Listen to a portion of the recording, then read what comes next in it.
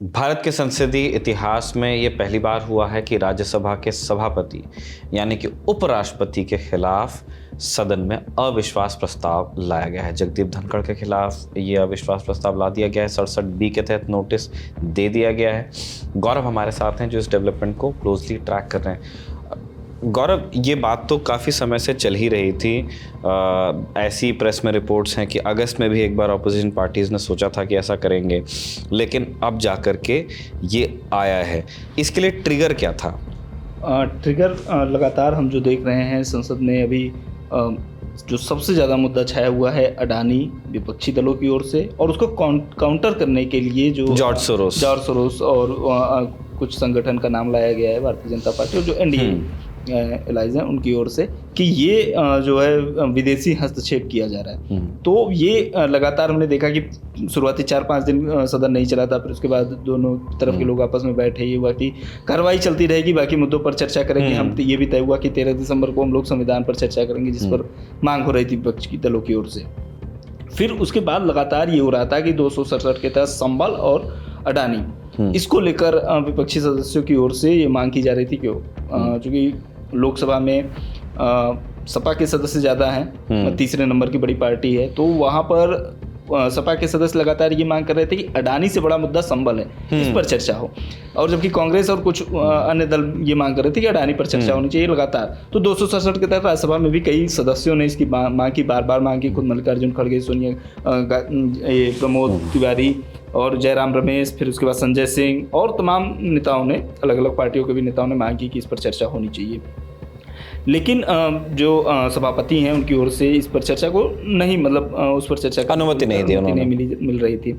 आज क्या हुआ कि जब इस पर लगातार विपक्षी दलों की ओर से इस पर हंगामा किया जा रहा था, और लगातार हम देख रहे हैं कि प्रोटेस्ट अलग अलग तरीके से किया जा रहा था अपोजिशन की ओर से। कभी राहुल गांधी एक दिन टी-शर्ट पहन के आए थे, फिर उसके बाद जैकेट पर स्टिकर लगा हुआ था, फिर उसके बाद अभी हमने कल देखा कि मुखौटे लगाकर उन्होंने वीडियो बनाया।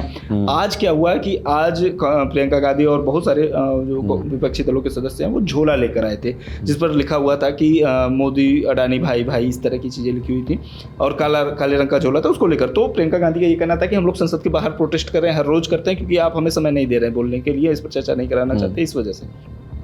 जब शुरू हुआ तो फिर एक बार जब लोकसभा की कार्रवाई शुरू हुई तो वहाँ पर सर्बानंद सोनोवाल जो जहाजरानी मंत्री हैं वो लेकर आए थे एक बिल मर्चेंट का। उस पर जो है बिल शुरू ही हुआ था कि तभी इस दर से जो विपक्षी सदस्य हैं उनकी ओर से नारेबाजी शुरू हो गई, फिर वही हंगामा होने लगा। फिर इधर से किरण रिजिजू जो संसदीय कार्य मंत्री हैं वो बोलने के लिए खड़े हुए, बोले कि आप लोग झोला लेकर चले जाते हो, हंगामा करते हो, ये करते हैं, आप लोग सदन नहीं चलने दे रहे हैं। फिर दोनों तरफ से बहस वगैरह शुरू हो गई और फिर सदन की कार्रवाई इधर खत्म हो गई। राज्यसभा में क्या हुआ, राज्यसभा में जो नेता सदन है जेपी नड्डा, उन्होंने बोलना शुरू किया और उन्होंने वही चीज़ें बोली जो किरण रिजिजू या भारतीय जनता पार्टी की ओर से लगातार पहले भी कही जाती रही हो, कि जॉर्ज सोरोस या ORCP करके जो संगठन है उसकी ओर से, और कुछ नेताओं का नाम लिया गया मतलब दूसरे देशों के, कि ये लोग कश्मीर में इस तरह की एक्टिविटी चाहते हैं या इस तरह के बयान, इल्हान ओमार वगैरह का नाम लिया, और भारतीय जो संप्रभुता है उसको नुकसान पहुंचाना चाहते हैं, विदेशी हस्तक्षेप है। और ये जो हमारे नेता विपक्षी दल हैं वो टूल बनकर रह गए, उनका औजार बनकर रह गए हैं भारत में, भारत के खिलाफ ही षड्यंत्र जो हो रहा है उसके खिलाफ, इस तरह के बयान आए। फिर उधर से भी हो हल्ला हुआ काफ़ी सारा।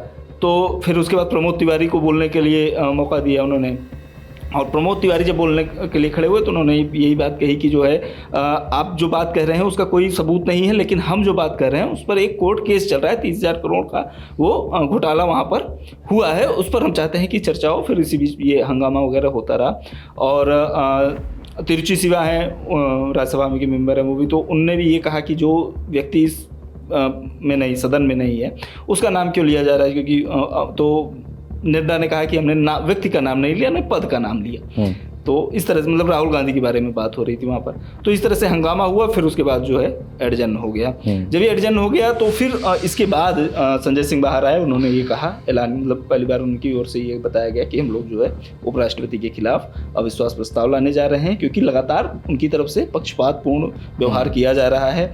और जब मल्लिकार्जुन खड़गे जो इतने सीनियर मेंबर हैं वो बोलने के लिए खड़े हुए थे, तो ट्रेजरी मतलब जो सरकार पक्ष के लोग हैं उनको मौका दिया जा रहा था, लेकिन विपक्षी सदस्यों को बोलने नहीं दिया जा रहा था। उनको बैठा दिया जा रहा था, वो जिस मुद्दे पर चर्चा करना चाहते हैं उस पर चर्चा नहीं करवाने दिया जा रहा है। तो ये काफ़ी भेदभावपूर्ण रवैया है। और पहले भी चूँकि अगस्त में, जैसे आपने जिक्र किया, अगस्त में भी ऐसा ही हुआ था। विनेश फोगाट का जब प्रकरण हुआ था, वो ओलंपिक में डिस्क्वालीफाई हो गई थी, तो उसी पर विपक्ष के लोग ये चर्चा करने की मांग कर रहे थे कि उस पर भारत सरकार का क्या है टेक, ये सब वो सब।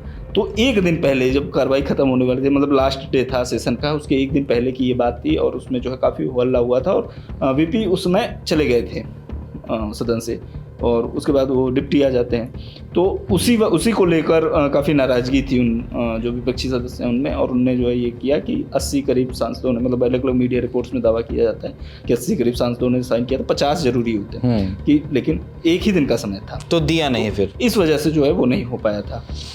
तो ये अब दूसरी बार है, आज करीब 60 सांसदों ने साइन किया है। जयराम रमेश, प्रमोद तिवारी और कुछ सागरिका घोष जो टीएमसी की सांसद, और कुछ मतलब सांसदों के नाम उसमें होता है। इसमें विपक्ष के जो फ्लोर के लीडर्स हैं, चाहे वो सोनिया गांधी हो या राम गोपाल यादव हो, या मतलब इस तरह के लोगों के नाम नहीं थे, ऐसा कई मीडिया रिपोर्ट्स में दावा किया गया है, लेकिन करीब 60 सदस्यों ने इस पर साइन किए हैं। और ये मांग की गई है जो राज्यसभा के महासचिव हैं उनसे कि जो है इनके खिलाफ अविश्वास प्रस्ताव लाया जाए और उस पर चर्चा हो। हाँ। तो ये 67B के तहत दिया गया नोटिस है, और जिन पार्टीज ने नोटिस दिया है उनकी तरफ से इस तरह का बयान आए, उन्होंने इल्ज़ाम लगाया है स्पीकर पर, सभापति पर माफ़ कीजिए, कि वो पार्टीजन हैं, पक्षपाती हैं, और इसलिए उन्हें उनके खिलाफ हम अविश्वास पर बात करना चाहते हैं। गौरव, 67B में 14 दिन की मियाद होती है। हाँ, और अभी क्या होता है मैं बताइए, को बता देता हूँ। 67B भारत के संविधान का अनुच्छेद 67B है, और ये कहता है कि उपराष्ट्रपति राज्यसभा के ऐसे संकल्प द्वारा अपने पद से हटाया जा सकेगा जिसे राज्यसभा के तत्कालीन समस्त सदस्यों के बहुमत ने पारित किया है और जिससे लोकसभा सहमत है, किंतु इस खंड के प्रयोजन के कोई संकल्प तब तक प्रस्तावित नहीं किया जाएगा जब तक कि उस संकल्प को प्रस्तावित करने के आशय की कम से कम 14 दिन की सूचना न दी गई हो। यानी कि अगर इस तरह का कोई प्रस्ताव आ रहा है तो उसके लिए 14 दिन प्रायर नोटिस जो है आपको देना पड़ेगा। एक कंडीशन है। दूसरी कंडीशन ये है कि बहुमत से हाउस के पास हो, और तीसरा कंडीशन ये है और कि हाउस की फुल स्ट्रेंथ से लगाया जाएगा, कोरम पे नहीं लगाया जाएगा। यानी कि 250 है स्ट्रेंथ, तो 126 आपके पास होनी चाहिए मिनिमम। हाँ, और फिर इसके बाद जो है लोकसभा इससे सहमत हो। तो 3 तरह की कंडीशन है, और मुझे नहीं लगता है कि इन तीनों में ही विपक्षी दल कहीं पर कहीं भी नहीं आते हैं। ना राज्यसभा में उनके पास नंबर्स हैं, ना लोकसभा में उस तरह से काम उनका हो पाएगा। इस तरह की देखिए, इससे पहले मोदी सरकार के खिलाफ भी अविश्वास प्रस्ताव वो 2 बार ला चुके हैं, और वो लोकसभा में लेकर के आए थे। तो वहाँ पे भी ये था कि ऑपोजिशन को क्लियर रहा कि वो इसमें ज़्यादा कुछ अचीव, मतलब इसका कोई रिजल्ट तो नहीं निकलेगा। लेकिन अविश्वास प्रस्ताव में होता क्या है, आपने दिया, एक तो ये चर्चा का विषय बना, मीडिया में आ गया कि आपके क्या इल्ज़ाम हैं, है ना। मीडिया की एक अपनी गरिमा है और मीडिया की अपनी बंदिशें हैं। चेयर के काम पे हम बाहर से कमेंट नहीं कर सकते हैं, हम ही को नोटिस मिल जाएगा। तो इसीलिए जो पार्लियामेंटेरियंस हैं वो जो लगातार ये चीज़ें कह रहे हैं, जो भी उनकी असहमति है चेयर के साथ में, वो चीज़ प्रेस में डिस्कस हो जाएगी, नंबर 1। नंबर 2, अगर इस नोटिस पर चर्चा होती है और अविश्वास आ करके जो गिरना ही है, अगर वो आ जाता है, मान के चलिए अभी थ्योरी में हम चल रहे हैं, तो जो 1, 2 या 3 दिन का जो समय मिलेगा उसके अंदर लंबे लंबे गौरव भाषण दिए जाएंगे। बिल्कुल, हमने देखा। और हाँ, पिछली बार यही हुआ, बढ़िया प्रिपेयर करके स्पीचेस लेके आते हैं, और उसके लिए सरकार भी जवाब देती है उन सारे चीज़ों का। लेकिन विपक्ष को एक फ्री रन मिलता है जब वो जो उस आधे 1 घंटे में उन्हें कोई टोकेगा नहीं, जब उनके लीडर्स लंबे लंबे स्पीचेस देंगे, ये एक न्यूज़ इवेंट बनेगा। तो जो उनका एक क्लेम है, क्योंकि एक तो ये लड़ाई है सोरोस वर्सेस अडानी वाली की, एक का इल्ज़ाम क्रोनी कैपिटलिस्ट का है, दूसरा का है विदेशी हस्तक्षेप। दोनों ही बहुत गंभीर इल्ज़ाम हैं, और उससे वो क्योंकि एक डेडलॉक है, और विपक्ष की तरफ से ये शिकायत रही है कि हमें अडानी का बोलने का मौका मिल नहीं रहा है, ऐसे इल्ज़ाम लगाए हैं विपक्षी सांसदों ने। लेकिन सोरोस पर सत्ता पक्ष को बोलने का बहुत मौका मिला, और यही क्लेम है उनका कि हमको नहीं बोलने दे रहे हो आप, जो है ट्रेजरी ब्रांच के लोग लगातार बोल रहे हैं। जो प्रमोद जयराम रमेश की ओर से कहा गया, उन्होंने यही कहा कि ट्रेजरी ब्रांच के लोग लगातार बोल रहे हैं, मंत्री बोल रहे हैं, जबकि हमारे जो सीनियर लीडर हैं मल्लिकार्जुन खड़गे, उनको मतलब वो खड़े थे, वो काफ़ी देर तक उन्होंने कहा भी कि सर मैं इतनी देर से हाथ उठाकर खड़ा हूँ और मुझे जो है आप इग्नोर कर रहे हैं, मुझे बोलने नहीं दे रहे हैं, और लगातार इस तरह से कई सारी ऐसी। और खड़गे LOP हैं, बिल्कुल एलओपी है और जो सबसे बड़ी विपक्षी पार्टी उसके अध्यक्ष भी हैं। तो और मतलब इस तरह से दोनों सदनों में जो उनके सदस्य हैं, विपक्षी सदस्य, उनका ये आरोप है कि दोनों सदनों में इसी तरीके से जो सत्ता पक्ष के सदस्य हैं या फिर मंत्री हैं, उनको जो है जिस तरीके से बोलने का मौका दिया जाता है, अवसर दिया जाता है, उस तरीके से जो है विपक्षी सदस्यों को, बाकी सदस्यों को नहीं मिल रहा है। और यही वजह है कि जो है जो चेयर है उस पर इस तरह के आरोप लग रहे हैं। तो ये रही बात अविश्वास प्रस्ताव की। गौरव, इसकी हमको कोई मिसाल भी मिलती है क्या? सरकारों के खिलाफ अविश्वास प्रस्ताव हिंदुस्तान में बहुत आए हैं और ज़्यादातर गिरे ही हैं। किसी अविश्वास प्रस्ताव से हमारी सरकारें कुछ ही गिरी हैं। एक वाजपेयी के खिलाफ आया था। हाँ, और एक हम बता देते हैं, अविश्वास प्रस्ताव ऑपोजिशन लेकर के आता है और ऑपोजिशन मांग करता है कि आप अब भरोसा खो चुके, वो सरकार से भी कह सकते हैं या वो चेयर से भी कह सकते हैं कि आप भरोसा खो चुके हैं, और फिर वो वोट से डिसाइड होता है। बहुमत परीक्षण सरकार करती है अपनी ताकत को सदन में स्थापित करने के लिए कि हम जो गवर्नमेंट लेके आए हैं उसको सदन की, पार्लियामेंटेरियंस की जो चुने हुए प्रतिनिधि, उनकी ब्लेसिंग्स हैं। तो वो कैसे साबित होगा? वो भी फ्लोर पे वोटिंग से ही साबित होगा।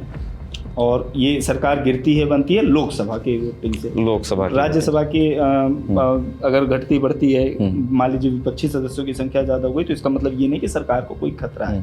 हो सकता है कि उसे बिल पास कराने में दिक्कत आए, लेकिन इससे सरकार को कोई खतरा नहीं होता है। सरकार के खिलाफ नो कॉन्फिडेंस आप वहीं ला सकते हो लोकसभा, क्योंकि सरकार वही है, इलेक्टेड रिप्रेजेंटेटिव से सरकार बनती है। तो और जो आप कह रहे हैं कि उदाहरण ऐसे नहीं मिलते हैं, तो बिल्कुल मुझे लगता है कि चेयर के खिलाफ, मतलब स्पीकर के खिलाफ लोकसभा में एक हरिवंश जी के खिलाफ पिछले दिनों 3 बार आया था। और हरिवंश जी के खिलाफ जो डिप्टी चेयर हैं, जो उपसभापति हैं राज्यसभा के, उनके खिलाफ आया था 2020 में, जो लास्ट टर्म, तब वेंकैया नायडू हुआ करते थे उपराष्ट्रपति, और उपराष्ट्रपति राज्यसभा का पदेन सभापति होता है, और डिप्टी स्पीकर उस समय थे हरिवंश जी। तो ये 21 सितंबर 2020 की बात है। तब कृषि बिल जिसको लेकर एक लंबा आंदोलन चला, वो उस पर चर्चा हो रहा था और वो ध्वनि मत से पास कराया गया, जबकि डिवीजन मांगा गया था। उस पर ये विपक्षी सदस्यों की ये मांग थी, उसमें आम आदमी पार्टी थी, कांग्रेस थी, टीएमसी भी थी, सब लोग थे। ये मांग थी कि इस पर वोटिंग करा ली जाए, लेकिन वोटिंग नहीं कराई गई, उसको ध्वनि मत से पास करा दिया गया। तो उसको लेकर काफ़ी हंगामा हुआ था और वो सारी चीज़ें हुई थी जो बहुत ही रेयर हमारे संसद में देखने को मिलती है। माइक तोड़ दिया गया था राज्यसभा में, ये सारी चीज़ें राज्यसभा में नहीं होती है, ये लोकसभा में ज़्यादा होता है। हाँ, और लोकसभा में भी माइक तोड़ना या नोटबुक रूल बुक फाड़ देना, इस गलती है। अपने गरिमा को ही तज के वो काम कर रहे हैं। लेकिन राज्यसभा में एक ये जनरल एक्सपेक्टेशन होती है, क्योंकि एज वाइज भी राज्यसभा में सियाने लोग होते हैं और बहुत पढ़े लिखे लोग अपर हाउस मानते हैं। तो ये 21 सितंबर 2020 की बात थी। और ये जब कृषि बिल पर चर्चा हो रही थी, तो उसी वक्त पास हो रहा था वो, तो उसी वक्त विपक्षी सदस्यों की ओर से हंगामा किया गया और कहा गया डिवीजन हो, डिवीजन नहीं हुआ, ध्वनिमत से पास करा दिया गया। तो उसमें संजय सिंह, डेरेक ओब्रायन, 8 सांसद जो है पूरे सत्र के लिए निलंबित भी हुए थे, जिसको लेकर बाद में बहुत धरना प्रदर्शन भी चला था। और तो उसी वक्त जो डिप्टी चेयरमैन हैं, क्या नाम, हरवंश जी, उनके खिलाफ जो है लाया गया अविश्वास प्रस्ताव।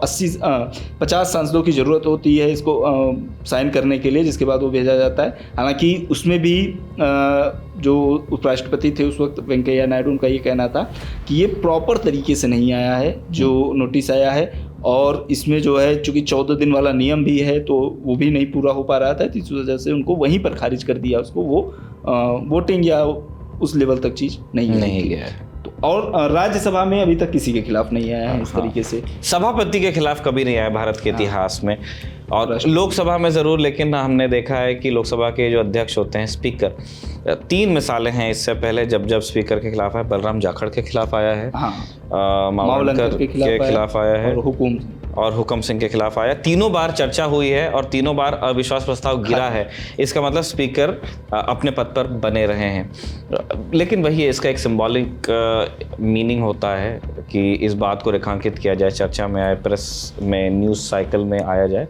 और वही पार्टीज़ अचीव करना चाहती हैं, वो ये बताना चाहती हैं, अपोजिशन पार्टीज़ जो इंडिया अलायंस और बाकी दल हैं, कि हमें बोलने का मौका नहीं मिल रहा है। अब इस चीज़ में वो सफल कितना रहते हैं, हमें देखना होगा कि अगर नोटिस ये स्वीकार किया जाता है और इस पर चर्चा यदि होती है, तब हमको देखने को मिलेगा कि वो कितने तैयारी के साथ में उतरते हैं। कितने तैयारी के साथ उतरते हैं, लेकिन मुझे लगता है कि वो गिरना ही है वो, क्योंकि जो नंबर नहीं गिरेगा। मैं तो संख्या चर्चा बल की है। बात कर रहा हूँ। अब जैसे अभी जो भारतीय जनता पार्टी की जो एनडीए की पावर है वो 112 है, मतलब 112 एनडीए के हैं और फिर 6 उनके पास नॉमिनेटेड हाँ 118 होते हैं। जबकि अगर हम जो इंडिया अलायंस है उसकी बात करें तो ये 84-85 के आसपास टोटल नंबर पहुंचते हैं। ठीक है, फिर उसमें हम ये देखते हैं कि बीएसपी है, बीजेडी है, वाईएसआर है और बीआरएस है, तो ये न्यूट्रल पार्टियां हैं। जैसे बीजेडी ने भी, सस्मित पात्रा ने बोल दिया कि हम इंडिया ब्लॉक के हिस्सा नहीं, हम जो है इसमें हमारे से कोई लेना देना नहीं। तो इस तरह से जो है 24 सांसद ये नॉन कन्फ्रंटेशनल पार्टीज मानी तो जाती फिर है। ये अगर अलग हैं और आप इनको साथ में नहीं लाते हो और फिर भी उनके पास पर्याप्त संख्या बल है। एनडीए का बाहर से समर्थन ये पार्टीज करती हैं। जैसे वाईएसआर पहले बीजेडी ये सब कर देती थी, अब वो एब्सेंट भी रहेंगे तो भी उनका काम हो जाएगा। हालांकि अभी भी उनके खतरा नहीं है उनको इससे फिलहाल कोई।